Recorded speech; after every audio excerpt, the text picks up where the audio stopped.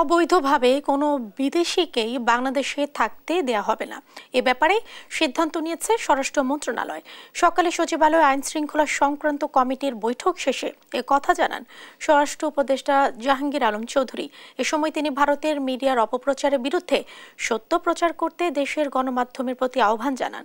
বৈঠকে বড়দিন এবং 31st নাইট উপলক্ষে কোনো প্রকার আতশবাজি ও ফানুস উড়ানোর উপর নিষেধাজ্ঞার সিদ্ধান্ত নেওয়া হয়।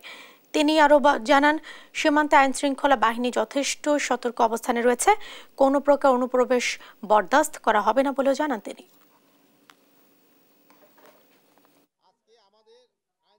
25শে ডিসেম্বর বড়দিন এবং 31শে ডিসেম্বর 31st নাইট উদযাপনটা যেন ভালোভাবে হয় এবং করোনার যেন কোনো আইন শৃঙ্খলা পরিস্থিতি কোনো ধরনের কোনো অবনতি না হয় এবং তারা যেন এই অনুষ্ঠানগুলি খুব ভালোভাবে করতে পারে এই সম্বন্ধে আমরা আলোচনা করেছি।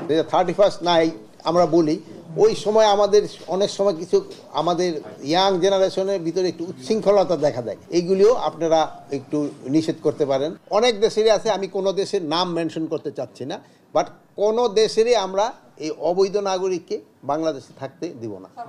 কোনো বিদেশি অবৈধভাবে বাংলাদেশে থাকতে দেওয়া হবে না।